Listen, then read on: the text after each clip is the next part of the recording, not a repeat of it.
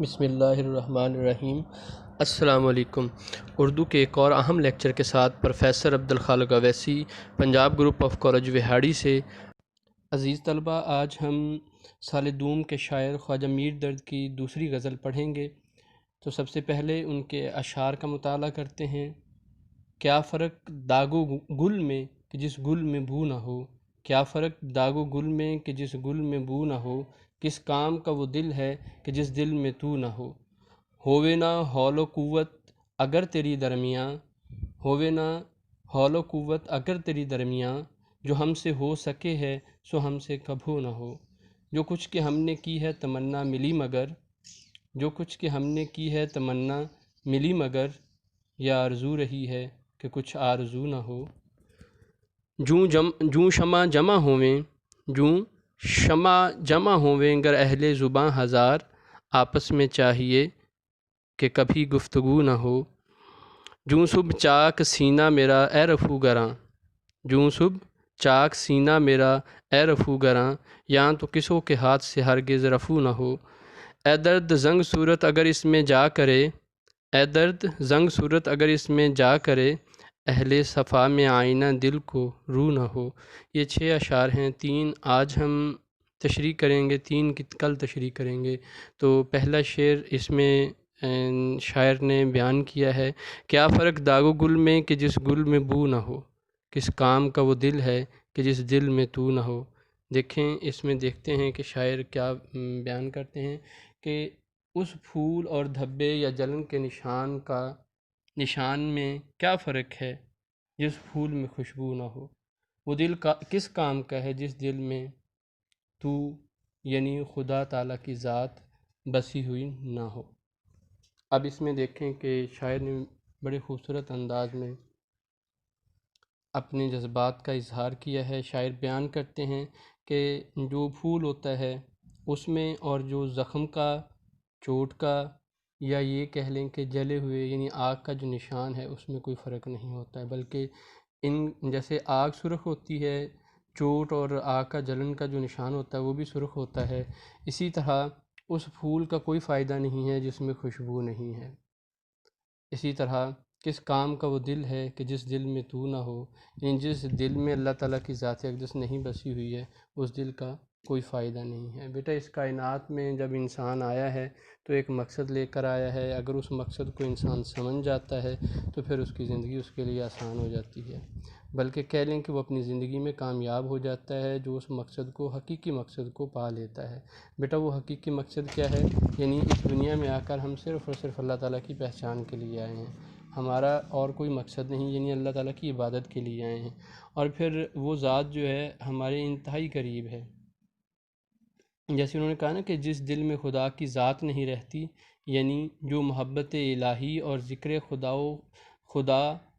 یا کہہ لیں کہ خدا کے خوف سے خالی ہے، تو اس کا اس دنیا میں آنے کا کوئی فائدہ نہیں ہے۔ ویسے تو قرآن مجید میں بھی اللہ تعالیٰ نے فرما دیا ہے وَاذْكُرُوا اللَّهَ اکبر، یعنی اللہ کا ذکر سب سے بلند ہے، سب سے بڑی چیز ہے۔ اور اسی طرح ایک قول ہے نا کہ جس کے دل میں محبت نہیں وہ ایمان سے محروم ہے۔ تو بیٹا ان چیزوں کو مد نظر رکھتے ہوئے، جیسے خوشبو، پھول میں اگر خوشبو نہ ہو تو اس کا کوئی فائدہ نہیں ہوتا ہے، اسی طرح اگر انسان کے دل میں محبت نہ ہو تو اس محبت کا بھی فائدہ نہیں ہے۔ اگر ہم اس شعر کو اس طرح پرکھیں، کیا فرق داغ و گل میں کہ جس گل میں بو نہ ہو، اگر گل سے مراد انسان لے لیا جائے، کیا فرق داغ و گل میں، یعنی وہ آدمی جو ہے اس کائنات میں کوئی حیثیت نہیں رکھتا ہے کہ جس میں خوشبو نہیں، جس کا اخلاق نہیں ہے، جس کا کردار نہیں ہے، بلکہ وہ انسانیت کے نام پر ایک دھبا ہے، یعنی انسان ہوتے ہوئے بھی وہ حیوانوں سے بری زندگی بسر کر رہا ہوتا ہے۔ بیٹا کائنات میں ایسی شخصیتیں بھی ہوتی ہیں جن کے عیب یا جن کے گناہوں کو دیکھ کر حیوان بھی شرمندہ ہو جاتے ہیں، تو اس شعر میں بھی شاعر نے کچھ ایسا ہی ذکر کیا ہے کہ اس انسان کا دنیا میں آنے کا کوئی فائدہ نہیں ہے، بلکہ وہ کیا ہے، انسانیت کے نام پر ایک دھبا ہے جو اپنے اندر اخلاقی اقدار نہیں رکھتا ہے، چھوٹے بڑے کی تمیز نہیں ہے، جسے اپنے پرائے کی پہچان نہیں ہے، جسے کہہ لیں کہ مطلب انسانیت کو جو نہیں پہچانتا ہے، جو رب کو نہیں پہچانتا ہے، جو رشتوں کو نہیں پہچانتا، جسے رشتوں کی پہچان نہیں ہے، تو وہ کیا ہے، ایک انسانیت کے نام پر ایک دھبا ہے۔ اور اسی طرح کس کام کا وہ دل ہے کہ جس دل میں تو سب سے بڑی بات تو بیٹا جو دوسرے مصرعے میں شاعر نے بیان کی ہے کہ وہ بندہ جو دنیا میں آ جاتا ہے تو اگر وہ اللہ تعالیٰ کے ساتھ اپنا تعلق نہیں جوڑتا ہے تو پھر اس کا اس دنیا میں آنے کا کوئی فائدہ نہیں ہے۔ بیٹا جب انسان اللہ تعالیٰ سے اپنا تعلق جوڑ لیتا ہے تو پھر وہ کیا ہو جاتا ہے، الا ان اولیاء اللہ لا خوف علیہم ولا هم یحزنون، یعنی الا ان اولیاء، اولیاء سے مطلب کیا لیا گیا ہے، اللہ تعالیٰ کے جو دوست ہیں انہیں پھر دنیا میں کسی قسم کا کوئی خوف اور ڈر نہیں ہوتا ہے، بلکہ ان کی ڈوریں تو اللہ تعالیٰ کی ذات اقدس پہ چھوڑے ہوئی ہوتی ہیں، ان کا سارا تعلق یعنی وہ اس بڑی ذات کے ساتھ جو ہے اپنا تعلق جوڑے ہوئے ہوتے ہیں، وہ دنیاوی علائشوں سے پاک ہوتے ہیں، بلکہ ذکر خدا سے انہوں نے اپنے ذکر خدا سے انہوں نے اللہ تعالیٰ کی پہچان کی ہوئی ہوتی ہے۔ اور پھر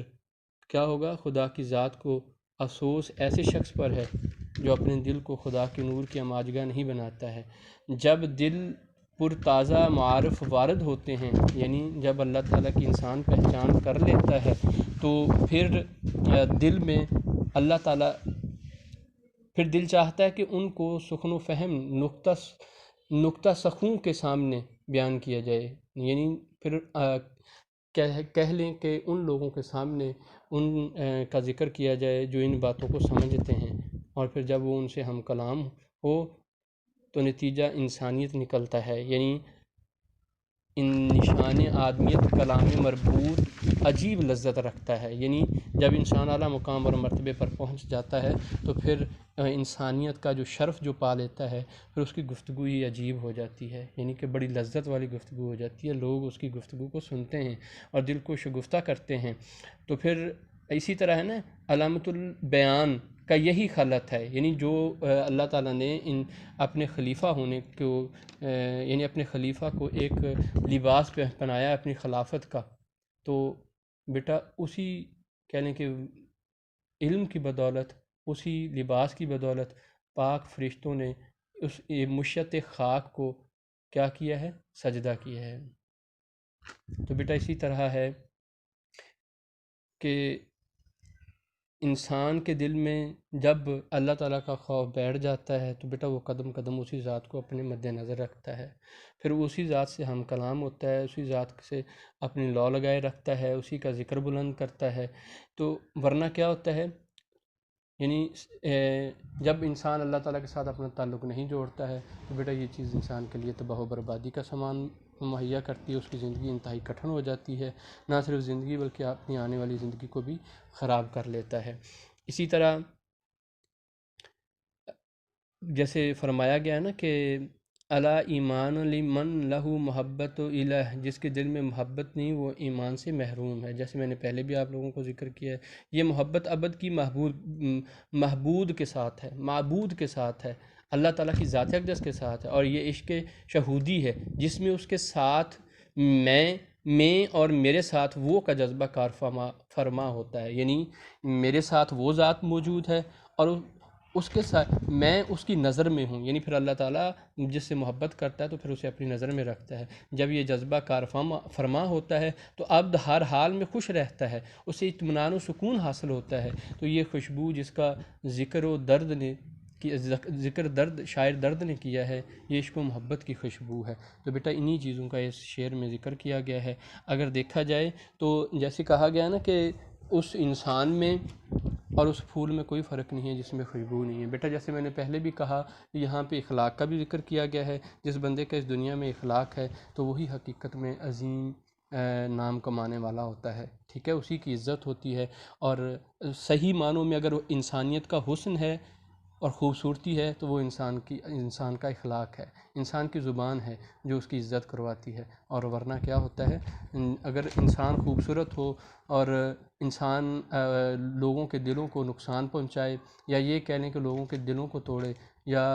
بات کرے تو پھر بات پر لوگوں کے ساتھ الجھے، تو ایسی خوبصورتی کا کوئی فائدہ نہیں ہوتا ہے۔ جبکہ انسان کی اگر زبان کی خوبصورتی ہے تو وہ اس کی جو ظاہری خوبصورتی ہے اس کو وہ چھپا لیتی ہے انسان کی زبان کی خوبصورتی، یعنی اس کے عیبوں کو چھپا لیتی ہے۔ تو بیٹا یہ چیزیں اس میں بیان کی گئی ہیں۔ اب اس کے جو حوالہ جات ہیں وہ ذرا سن لیں کہ نظر سے دل میں سمانے والے میری محبت تیرے لیے ہے، نظر سے دل میں سمانے والے میری محبت تیرے لیے ہے، وفا کی دنیا میں آنے والے وفا کی دولت تیرے لیے ہے،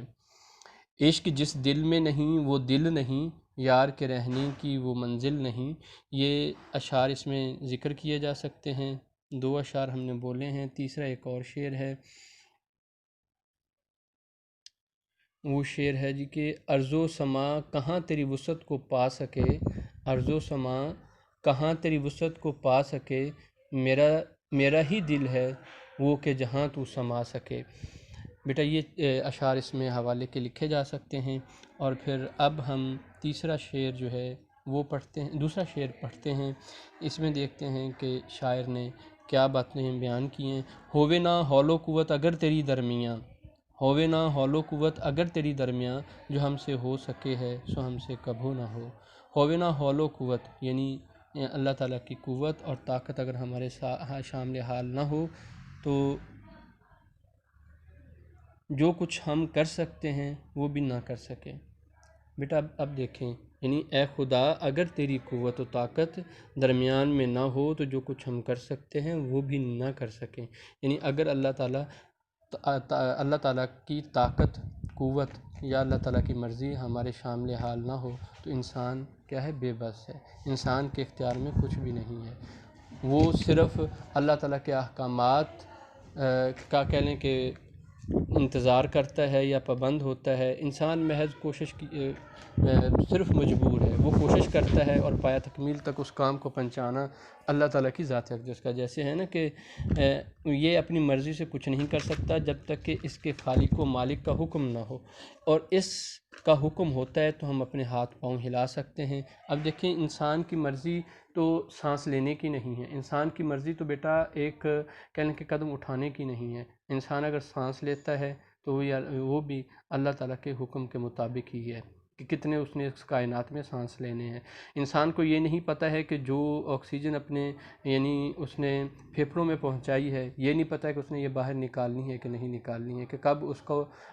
وقت آ جائے اور وہ اس جہاں سے چلا جائے۔ یہ انسان ایک قدم اٹھاتا ہے، دوسرا قدم اس نے رکھنا ہے یا نہیں رکھنا ہے، اس بارے میں بھی انسان نہیں جانتا ہے۔ یعنی سارے کے سارے اختیارات اللہ تعالیٰ کے پاس ہیں۔ یعنی جیسے ہے نا کہ ہووے نہ حول و قوت اگر تیری درمیان، یعنی طاقت اور قوت اگر ہمارے ساتھ شامل نہ ہو، جو کچھ ہو سکے، جو ہم سے ہو سکے سو ہم سے کبھی نہ ہو، جو ہم کر سکتے ہیں وہ کبھی بھی نہیں کر سکتے۔ مطلب کہ تیری اگر مرضی یا تیری قوت یا طاقت ہمارے ساتھ شامل نہ ہو تو جو ہم کام کر رہے ہوتے ہیں اسے پایہ تکمیل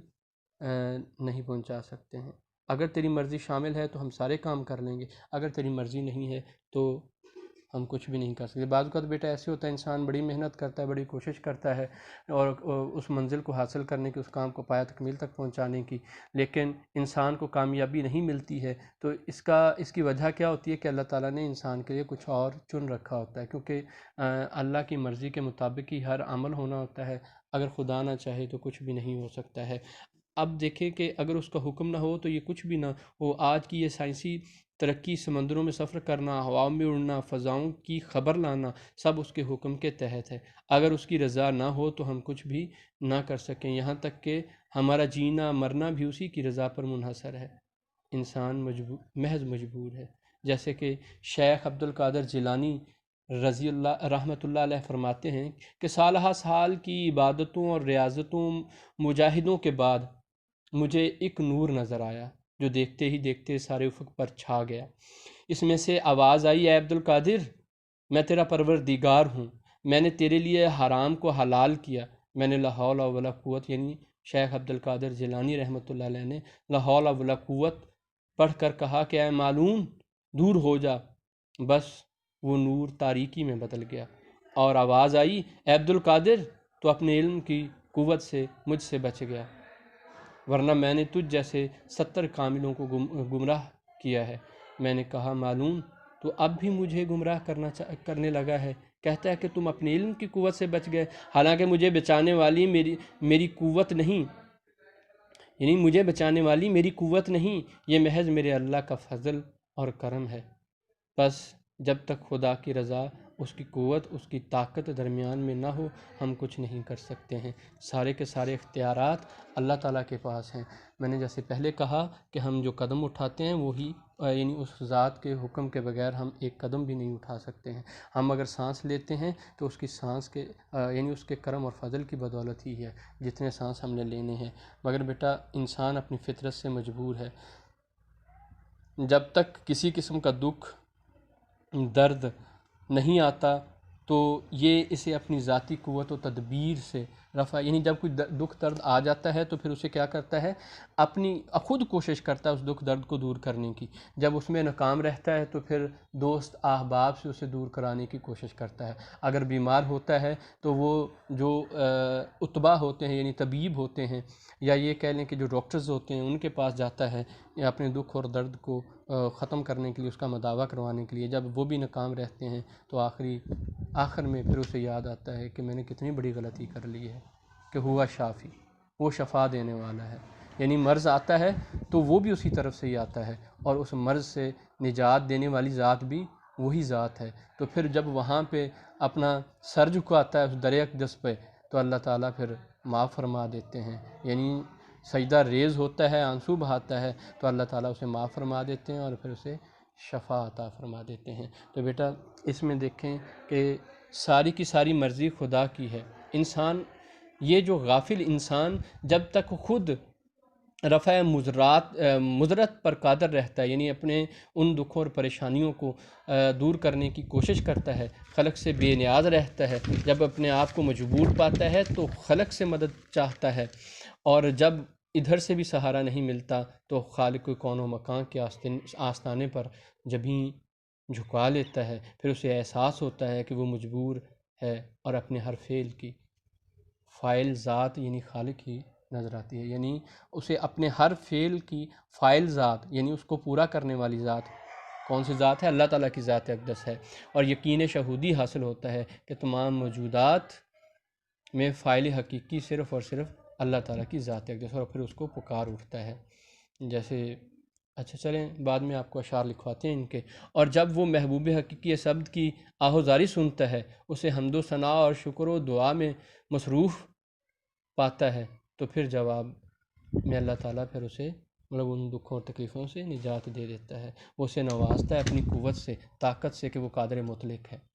یعنی جب جب انسان بھول جاتا ہے اللہ تعالیٰ کی ذات اقدس کو، تو اللہ تعالیٰ پھر اسے اپنی یاد دلاتے رہتے ہیں۔ جیسے ہے نا کہ جو ایک مومن بندہ ہوتا ہے، سال میں اسے کوئی نہ کوئی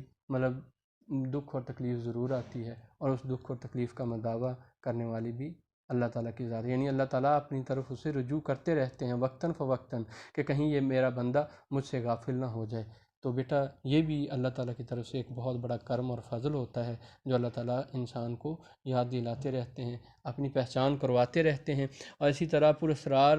قدرت روشن ہوتے ہی اسے معلوم ہوتا ہے کہ راحت و سکون، خیر و شر، سود و زیاں، عطا اور بخل، موت و حیات، عزت و ذلت، توانگری و افلاس کی حقیقت اس کے سوا کچھ نہیں کہ یہ قادر مطلق ہی کی قدرت کا ظہور ہے۔ میر درد نے یہاں اسی کیفیت کا بیان کیا ہے کہ کسی میں نہ گناہ سے بچنے کی طاقت ہے، نہ کوئی نیکی کرنے کی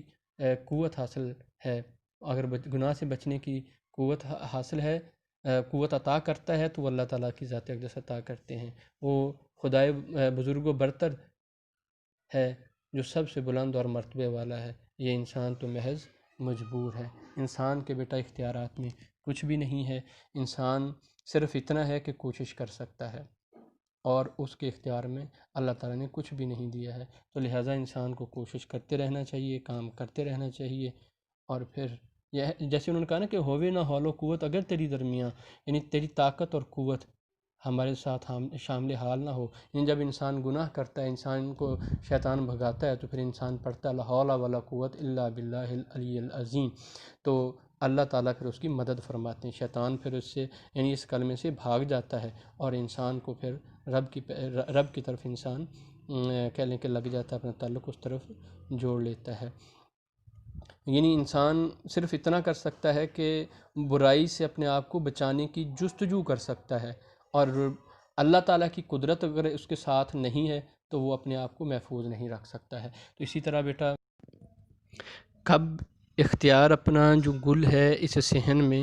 کب اختیار اپنا جو گل ہے اس صحن میں، گل چین سے کیا چلے ہے، کیا زوری باغباں پر۔ دوسرا شعر ہے، تیرے کہنے سے میں از بس کے باہر ہو نہیں سکتا،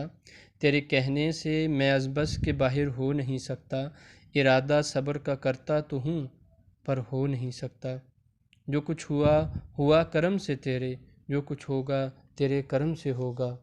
تو بیٹا یہ اشعار اس میں لکھے جا سکتے ہیں۔ اب آگے ہم تیسرا شعر پڑھتے ہیں، جو کچھ کہ ہم نے کی ہے تمنا ملی مگر،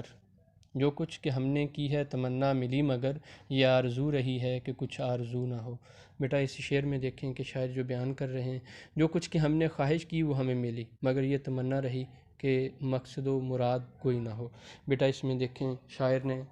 بہت بڑی بات کی ہے، جیسے اللہ تعالیٰ کے جو اولیاء اکرام ہیں، صوفیاء اکرام ہیں، ان کی کوئی کائنات میں آرزو اور خواہش نہیں ہوتی۔ آرزو اور خواہش یہی ہوتی ہے کہ وہ سب کچھ ترک کر کے اپنا تعلق وحدہ لا شریک سے جوڑ لیں۔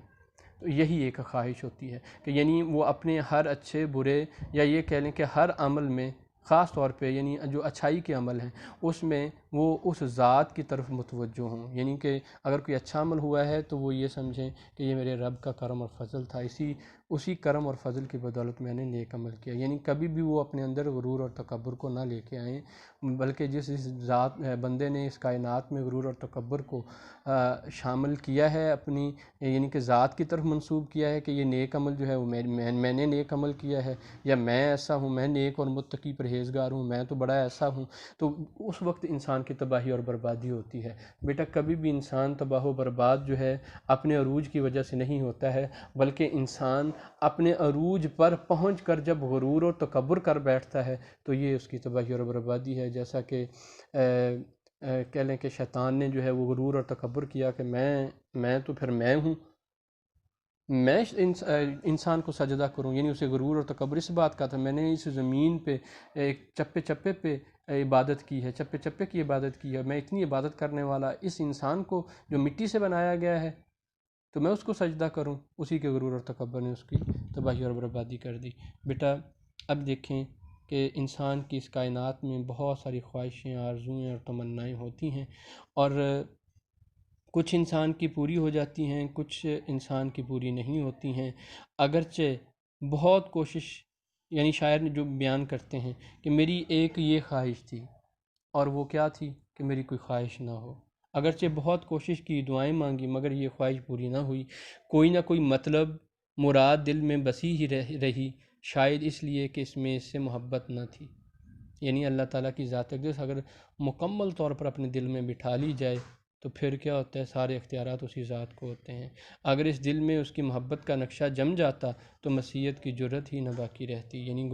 میں گناہ نہ کرتا بلکہ نیکی طرف راغب ہو جاتا۔ سچی محبت کیا ہے؟ پیروی کا دوسرا نام ہے۔ جو کوئی خدا اور رسول سے محبت کرے گا تو ان کی پیروی بھی یقیناً کرے گا۔ اعمال ناشائستہ سے دور رہے گا۔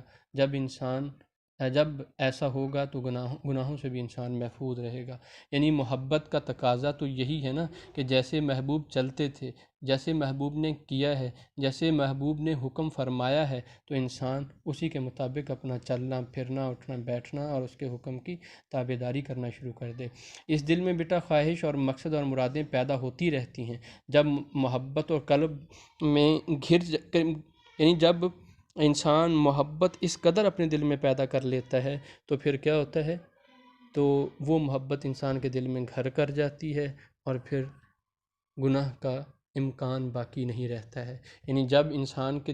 دل میں وہ ذات پوری طرح حائل نہیں یعنی گھری ہوئی نہیں ہوتی ہے، بلکہ کیا ہوتا ہے کہ کہیں نہ کہیں تھوڑا سا نقص ہوتا ہے، کہیں نہ کوئی مطلب یا آرزو بیچ میں اڑے آ جاتی ہے تو پھر انسان ناکام رہتا ہے۔ لیکن جب پورا کا پورا اختیار، یعنی پوری اپنے دل میں صرف وہی ذات، ایک ذات بسائی ہو تو پھر انسان کے لیے سارے کام آسان ہو جاتے ہیں۔ اور پھر دل ہر قسم کا مطلب مقصد مراد نکل جاتا ہے دل سے، اور اس میں صرف اور صرف محبت باقی رہ جاتی ہے۔ درد نے یہاں یہی کہا ہے کہ میرے دل میں ہزاروں مقصد، خواہشیں اور مرادیں ہیں، جن میں سے بہت ساری پوری ہو جاتی ہیں۔ میں چاہتا ہوں کہ ان فضولیات سے میرا دل پاک اور صاف ہو جائے، مگر یہ تمنا ہی رہی، یہ خواہش اور آرزو پوری نہ ہو سکی، شاید اس لیے کہ میں صرف محبت کا دعویٰ تو کرتا ہوں، پیروی نہیں کرتا ہوں۔ تو بیٹا پیروی ہی انسان کو کامیابی کی طرف لے جاتی ہے۔ انسان پر نفس کی خواہشیں غالب ہیں، اور جوں جوں یہ علائق کی بیڑیاں پاؤں سے کٹتی جائیں گی، مجاہدوں اور ریاضتوں میں لطف آنے لگے گا، محبت سچی ہو جائے گی، تو پیروی بھی ہونے لگے گی۔ جب پیروی ہوگی تو میری یہ خواہش بھی ضرور پوری ہوگی، اور میرے دل سے یہ سب دنیا داری کی خواہشیں ختم ہو جائیں گی، یا پھر شاید خدا کی ذات مجھے اسی طرح نہایت خشوع و خضوع کہہ لیں کہ آہوزاری کے ساتھ کبھی امیدوار نہ، اور نہ ہی کبھی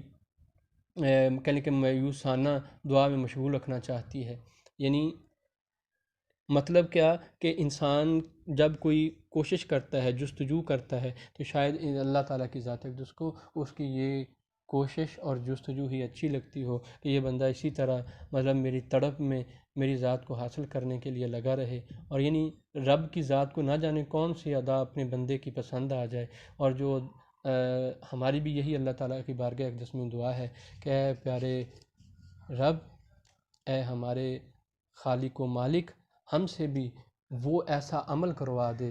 جو تیری ذات کو پسند ہے، اور وہ عمل ہم سے بار بار کروا دے۔ اسی لیے میری دعا یعنی شاعر جو کہتے ہیں کہ شاید اللہ تعالیٰ کو میری کوئی ایسی عادت پسند ہے، یعنی جستجو والی، خشوع و خضوع والی، یا یہ کہہ لیں کہ جو میں امیدوار نہیں ہوتا ہوں، میری یعنی کہ یہ جو مایوسانہ دعائیں ہیں جو میں اللہ تعالیٰ کی بارگاہ اقدس میں کرتا رہتا ہوں، شاید یہ اسی لیے میری یہ کہہ لیں کہ دعائیں قبول نہیں ہوتی ہیں، کہ اللہ تعالیٰ کی ذات اقدس کو یہ سب کچھ پسند ہے۔ میری یہ خشوع و خضوع جو ہے، جو میرا کہہ لیں کہ اس طرح کی دعائیں کرنا ہے، اور پھر رفتہ رفتہ میری نظر میں تمام اسباب دنیاوی بے حقیقت ہو جائیں، میں ان سے قطع تعلق کر کے صرف اور صرف خدا سے رشتہ قائم کر لوں، تمام تعلقات سے آزاد میری روح مجردر، یعنی کہ جیسے کہ یہ کہا گیا نا کہ تمام تعلقات سے میری روح آزاد ہو جائے، اور صرف یعنی اوصاف شوہریت اور خواہش و آرزو سب رخصت ہو جائیں، اور میرے دل کو صفائی اور نورانیت حاصل ہو جائے، تو بس میری ایک یہی خواہش ہے، میں یہی چاہتا ہوں کہ صرف اور صرف اللہ کی خواہش اور اللہ کی آرزو جو ہے وہ مجھے حاصل ہو جائے، اس کے سوا میرا اور کوئی مطمع نظر نہیں ہے۔ میں یہی ایک میری آرزو اور خواہش ہے کہ مجھے رب کی رضا حاصل ہو جائے، یعنی جیسے ہے نا کہ جو کچھ کہ ہم نے کی ہے تمنا ملی مگر، یعنی جس چیز کی میں خواہش کرتا ہوں وہ پوری ہو جاتی ہے۔ جیسے بیٹا میں نے پہلے بھی کہا نا کہ انسان کی ہزاروں خواہشیں ہوتی ہیں، ان میں سے کچھ پوری ہو جاتی ہیں، کچھ پوری نہیں ہوتی، لیکن شاعر نے کہا کہ میں نے جس چیز کی بھی خواہش کی ہے اللہ تعالیٰ کی ذات اقدس نے وہ میری خواہش پوری فرمائی ہے، لیکن میں ایک یہ خواہش چاہتا ہوں، ایک خواہش کرنا چاہتا ہوں کہ میری کوئی آرزو اور خواہش نہ ہو۔ آرزو اور خواہش ہو تو صرف اور صرف ایک ہی، اور وہ کیا ہے